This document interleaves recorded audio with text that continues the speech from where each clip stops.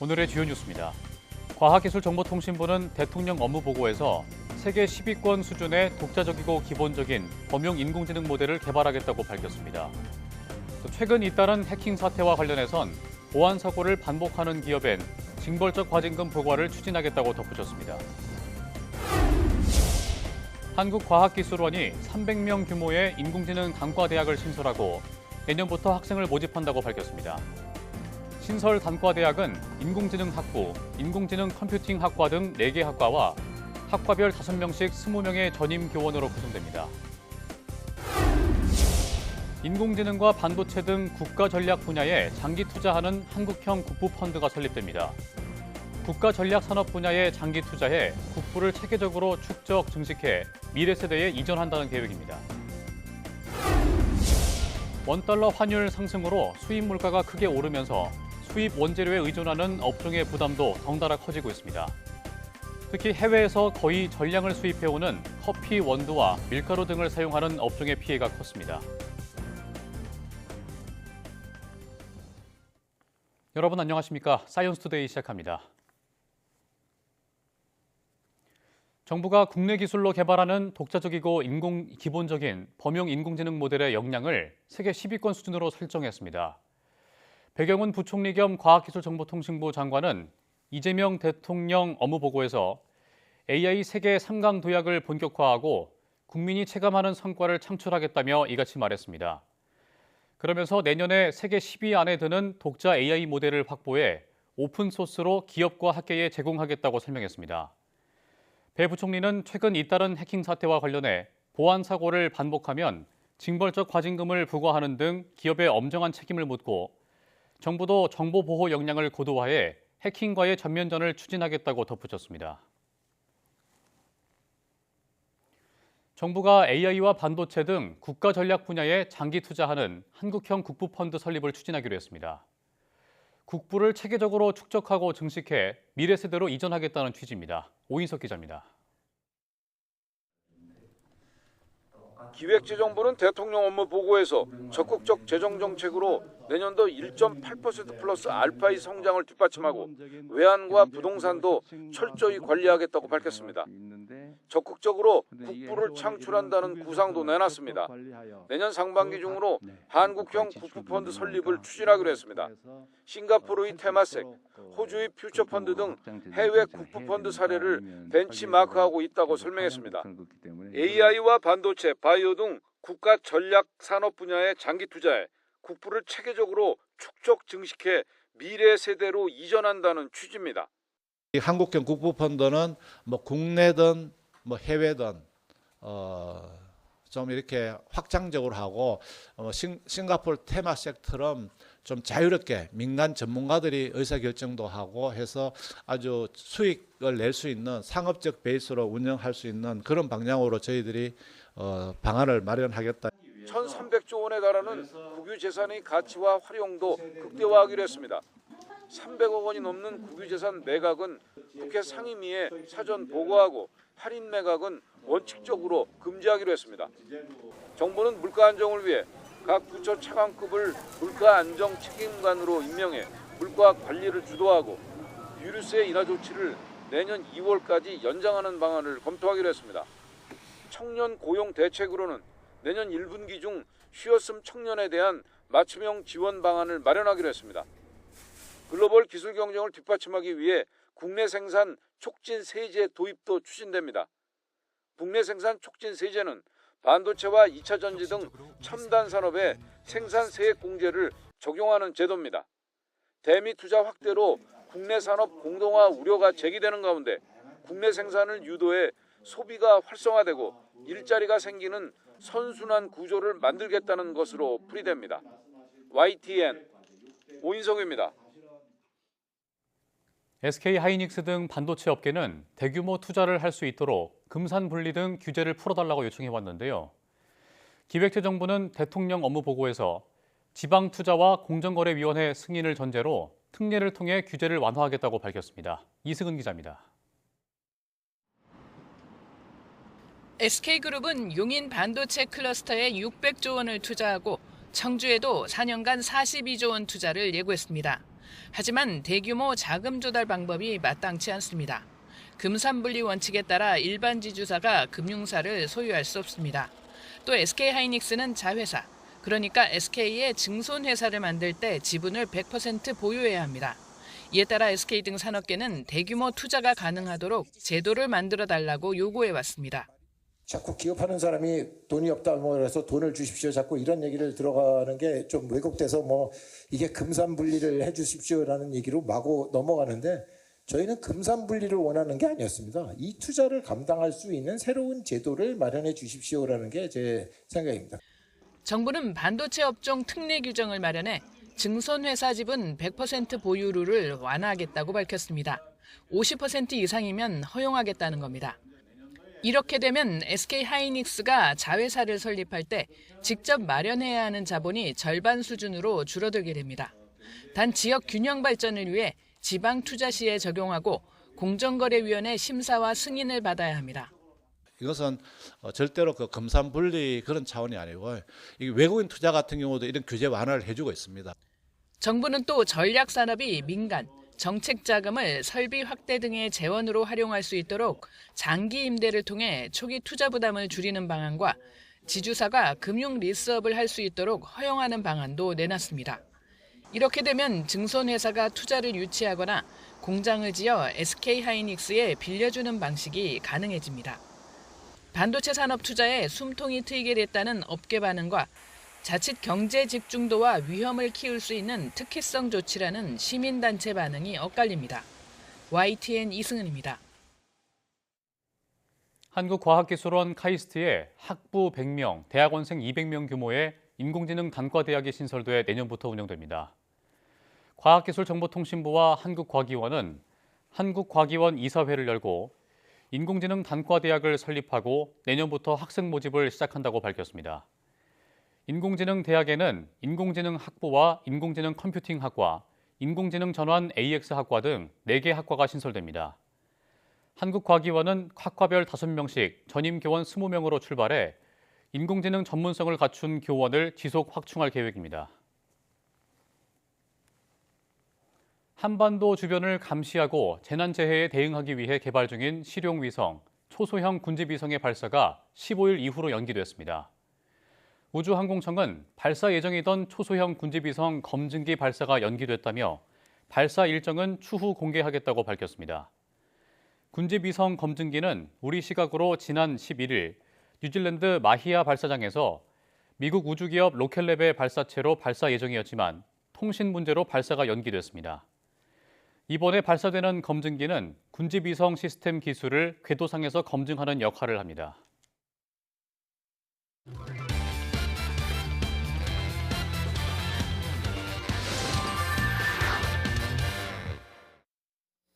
한 주간 주목할 만한 사이언스 이슈를 다 모아온 입늘소리입니다.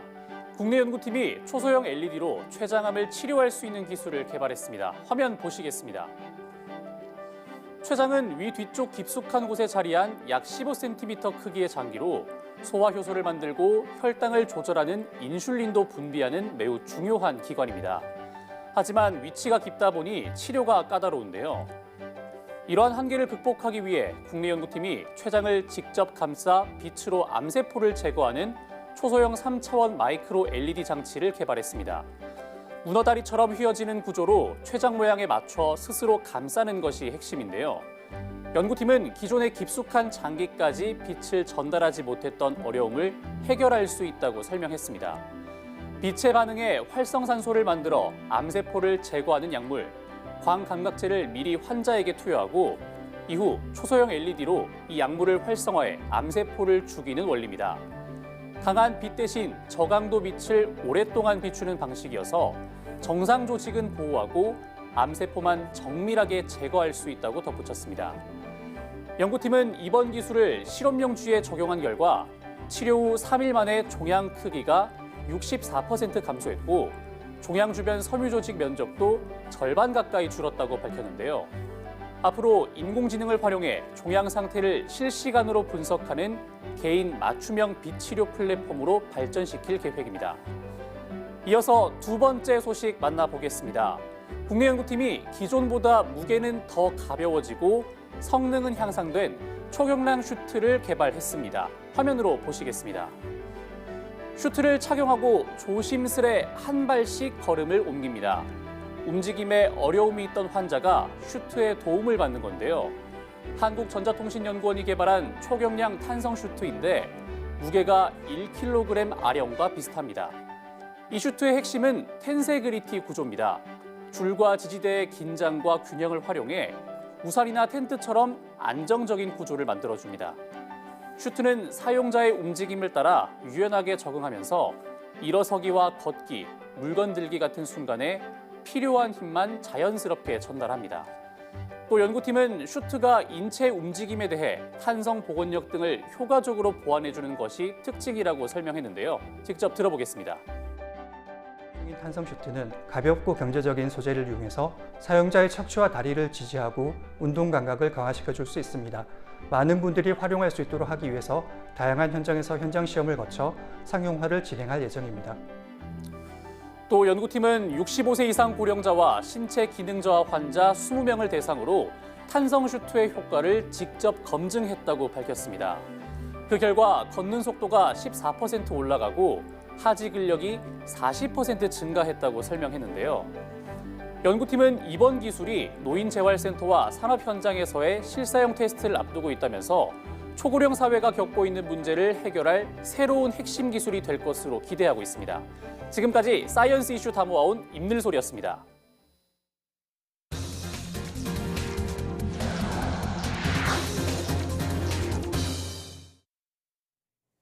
산림청은 앞으로 산불 재난 시 기관 구분 없이 군 헬기 등 모든 국가 진화 자원을 즉시 투입하고 산불 발생을 원천 차단하기 위한 예방 정책도 확대한다는 방침을 발표했습니다. 앞으로 산불이 발생하면 지방 정부의 지휘권이 있는 산불 초기 단계에도 대형 산불 확산이 우려될 시 산림청장이 신속히 개입합니다. 더불어 산불의 큰 원인이 되고 있는 농상촌의 영농부산물 소각도 부산물 파쇄 지원 기간을 기존보다 연장해 산림 주변 불씨 확산을 막을 예정입니다. 또 산불로 인한 인명과 재산 피해를 예방하기 위해 산림과 가까운 민가 주변에 올해보다 6배 많은 120곳의 산불 안전 공간을 조성할 계획입니다. 서울 지하철 1에서 8호선을 운영하는 서울교통공사 노사가 임단협 합의에 서명했습니다. 파업 선언에서 유보, 철회까지 긴박하게 돌아갔던 협상이 극적으로 타결되면서 출근길 대란을 피했습니다. 이형원 기자입니다. 서울 지하철 노사가 극적으로 협상을 타결했습니다. 하루 전부터 시작한 임금 단체 협약 협상은 의견 차이가 컸던 만큼 새벽까지 진통이 이어졌습니다. 핵심 쟁점은 인력 충원과 임금 인상이었습니다. 과반 넘는 노조원이 속한 1노조는 최소 1,000명 이상 채용을 요구했습니다. 임금 인상은 애초 5.2%에서 정부 예산 편성에 맞춘 3%로 양보했지만 유급 휴가와 첫차 운행 시간을 놓고 첨예하게 대립하면서 파업 선언까지 치달았습니다. 노조는 새벽 3시 반 협상 결렬과 첫차 파업을 선언하면서 압박에 나섰는데 사측의 물밑 설득으로 협상이 급물살을 타며 5시 40분 파업 유보, 6시 파업 철회에 이르렀습니다.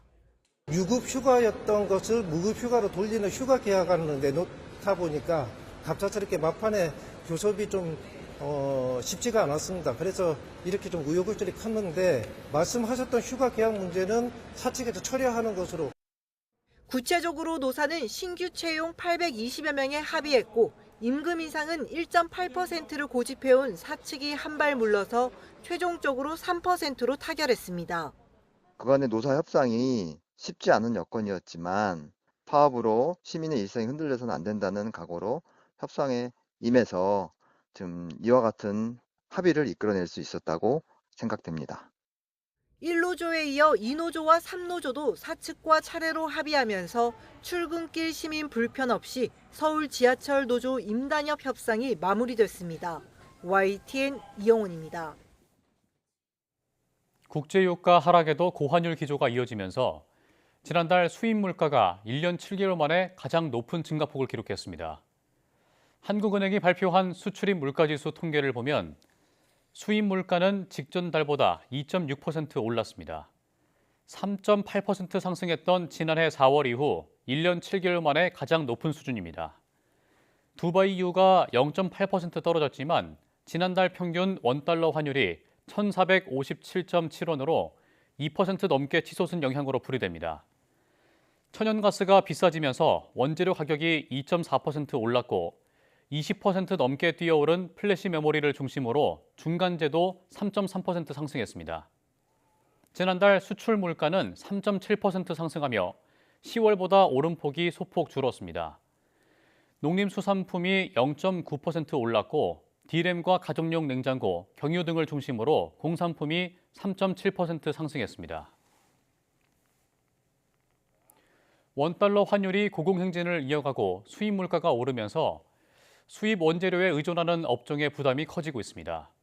특히 커피 원두부터 밀가루, 버터, 설탕까지 많은 원료를 해외에서 들여오는 품목들이 직격탄을 맞았습니다. 오동건 기자가 취재했습니다. 와인 수입업체와 커피숍을 운영하는 김수아 씨. 최근 원달러 환율이 급등하며 어려움을 겪고 있습니다.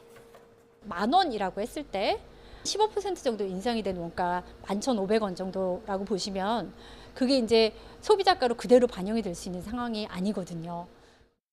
수입 주류뿐 아니라 원재료를 해외에서 들여오는 업체들은 모두 고환율의 부담 아래에 있습니다. 특히 우리나라에서 사용하고 있는 이 커피 원두는 100% 수입산입니다. 한 해 20만 톤 넘게 들여오고 있는데 환율 반등의 영향을 크게 받고 있습니다. 아라비카 원두의 국제 가격은 이미 1년 전보다 46% 뛰었습니다. 환율 상승까지 더하면 실제 원두 비용 상승 체감은 훨씬 커지는 셈입니다. 과자와 빵, 면 등에 쓰이는 밀가루도 거의 전량을 해외에서 들여옵니다. 우리나라 밀 자급률은 2%에도 미치지 못합니다. 정부가 자급률을 5%까지 높이겠다는 목표를 세웠지만 달성이 쉽지 않아 대부분을 수입에 여전히 의존하는 구조가 이어지고 있습니다. 폭등했던 국제 밀 가격이 하락해 5년 전 수준을 회복했음에도 고환율의 가격 하락 효과는 상쇄되고 있습니다. 버터와 설탕 등 베이커리 핵심 원료 역시 대부분 수입산입니다. 가공식품 주요 원재료인 설탕, 버터 등은 거의 전량 수입에 의존하고 이들을 달러로 구매해야 되기 때문에 식품 물가 상승을 자극하는 원인이 될 수 있습니다. 식품 원료는 대량 구매 후 재고가 소진되면 새로 들여오는 구조라 향후 가격 인상이 한꺼번에 현실화될 가능성이 큰 상황. 고환율발 비용 부담이 결국 가공식품과 외식 가격 상승으로 이어질 수 있다는 우려가 커지고 있습니다. YTN 오동건입니다. 정부가 보안 사고가 반복되는 기업에 매출액 3% 이하에 해당하는 징벌적 과징금을 매기는 방안을 내년 상반기 중 추진하기로 했습니다. 과기정통부는 대통령 업무계획 보고를 통해 보안에 소홀한 기업을 일벌백계 하겠다는 내용을 담은 사이버 보안 강화 정책을 발표했습니다. 또 사이버 침해 사고의 자연 신고 과태료를 현행 3천만 원에서 5천만 원으로 올리는 방안과 재발 방지책을 이행하지 않을 경우 강제금을 부과하는 방안도 추진합니다. 과기정통부는 해킹 사건이 일어난 기업의 이용자 통지 의무를 추진하면서 내년 상반기 중 피해 이용자에게 고지하는 알림 체계도 만들기로 했습니다. 쿠팡의 대규모 개인정보 유출 사태 이후 무단 결제나 스미싱 피해 우려가 커지고 있습니다. 최근에는 개인의 비밀번호를 뚫기 위해 인공지능 기술까지 활용되고 있어 소비자 입장에서는 과연 내 계정은 안전할까라는 불안감이 커지고 있습니다. 박기환 기자입니다. 3천만 명의 정보가 유출된 쿠팡 사태 이후 YTN은 2차 피해를 의심하는 제보가 빗발쳤습니다. 저희가 의심할 수밖에 없는 게 수년간 쿠팡을 썼는데 이런 일이 없다가 시기가 절묘하게 떨어지지 않습니까? 이걸 보고 당황해가지고 입금한다거나 이걸 보고 놀라시는 분들이 계실 것 같아요. 이제 시작이구나라는 느낌 받아서. 하지만 2차 피해에 활용된 개인정보가 이번 쿠팡 유출에서 시작됐다는 확증은 없습니다. 이미 다크웹 등 음지에서 거래되는 개인정보만 수십억 건에 달하는 상황. 당장 유통되고 있는 내 정보가 언제 어디서 유출돼 악용되는 건지 구별하기조차 불가능합니다. 수십억 건 이상 추정된다라고 했는데도 사실 그것도 빙산의 일각일 수 있고 전 세계 모든 이용자의 개인정보 중에 한 건 이상은 유출됐었을 가능성을 얘기해도 뭐 절대 과언이 아닐 정도일 것이다. 피해를 키우는 건 여러 플랫폼에서 같은 아이디와 비밀번호를 쓰는 습관이었습니다. 해커 입장에서는 만능 암호키나 다름없는 셈인데 이제는 인공지능까지 활용해 손쉽게 맞는 키를 찾고 있습니다. 유출된 로그인 정보를 AI에게 학습시킨 뒤 다른 사이트에 무차별적으로 대입해보는 이른바 크리덴셜 스터핑 공격을 퍼붓고 있습니다. 과거엔 사람이 일일이 입력해야 했지만 이제는 인공지능이 밤낮 없이 1초에 수백만 번씩 로그인을 시도해 뚫리는 계정을 찾아냅니다. 산업의 혁명이 일어나고는 있지만 그게 공격자들한테도 혁명이 될 수 있는 무기가 될 수 있다. 사람이 개입 없이 AI 스스로 공격을 할 수 있는 세상이 오고 있을 거예요. 아예 범죄에 사용하기 위한 인공지능이 개발됐다는 보고도 잇따르고 있습니다. 결국 사이트마다 비밀번호를 다르게 설정하고 수시로 바꾸는 번거로움만이 내 자산을 지키는 유일한 방법입니다. YTN 박견입니다. 국립중앙박물관이 K컬처 열풍의 상징적인 공간이 되면서 올해 연간 관람객 600만 명을 돌파했습니다. 높아진 위상만큼 유료화 전환 논쟁도 뜨거운데 단순한 찬반 토론을 넘어 관련 제도 정비부터 탄탄히 해둬야 한다는 지적이 나옵니다. 송재인 기자입니다. 열렬한 환호 속에 보안 검색대를 통과하는 가족. 올해 600만 번째로 국립중앙박물관에 입장한 관람객입니다. 문화의 힘을 본다고 하면은 국립중앙박물관을 봐야 되지 않나 생각이 됩니다. 다음에는 막내랑 또 같이 한번 오겠습니다. 600만 1번째의 주인공이 된 건 덴마크 출신 남성. 한국인 아내와 결혼한 뒤 처음 이곳을 찾았습니다. I come from Denmark and we only 6 million people in Denmark, so this is a lot to me. K컬처의 상징이 된 국립중앙박물관은 이로써 관람객 기준 세계 4위권 박물관으로 도약했습니다. 600만이 넘음으로 해가지고 메트로폴리탄 뮤지엄을 앞서게 됐습니다. 박수. 80년 박물관 역사상 첫 600만 기록을 쓰면서 높아진 위상에 걸맞게 이제는 입장료를 받자는 제한을 두고도 논의가 한층 깊어졌습니다. 유료화에 공감해온 유관장은 우선 내년 예약제부터 도입해 구체적인 관람객 정보를 파악하기로 했는데 최근 학계 토론회에서는 근본적인 체계 개편까지 아우르는 열띤 토론이 3시간 넘게 진행됐습니다. 입장료를 낼 때 관람객 스스로도 문화유산 보존에 이바지한다는 만족감이 커질 수 있다는 찬성 의견과 지금 같은 국중박 흥행 시대가 계속될지 보장하긴 어렵다는 신중론이 맞섰지만 우선적인 제도 정비가 유료화의 대전제라는 데는 큰 이견이 없던 겁니다. 추가로 입장료를 걷어도 국고로 환수돼 박물관이 직접 서비스 향상에 활용하기는 어려운 현행 체계부터 개선해야 한다고 목소리를 높였습니다. 여기에 국립중앙박물관과는 상황이 딴판인 지방 국립박물관들이 받을 영향도 함께 고민해야 한다는 지적이 나옵니다. YTN 송진입니다. 인공지능으로 만든 맥도날드의 크리스마스 광고가 성탄 분위기를 망쳤다는 비난 속에 삭제됐습니다. BBC와 AFP 통신 등에 따르면 맥도날드 네덜란드는 현지 시간 9일 AI로 제작한 크리스마스 시즌 광고를 유튜브 채널에서 철회했습니다. 44초짜리 맥도날드 광고는 올해 최악의 시간이라는 노래 가사 속에 크리스마스 연휴 동안 생길 수 있는 각종 사고를 보여주면서 1월까지 맥도날드 매장에 있는 것이 낫다고 제안하면서 끝납니다. 하지만 산타가 교통체증에 갇히거나 크리스마스 트리를 점등하는 데 정전이 되는 상황 등의 코미디 영상에 섬뜩하다거나 아이디어 자체가 형편없다는 등의 혹평이 쏟아졌습니다.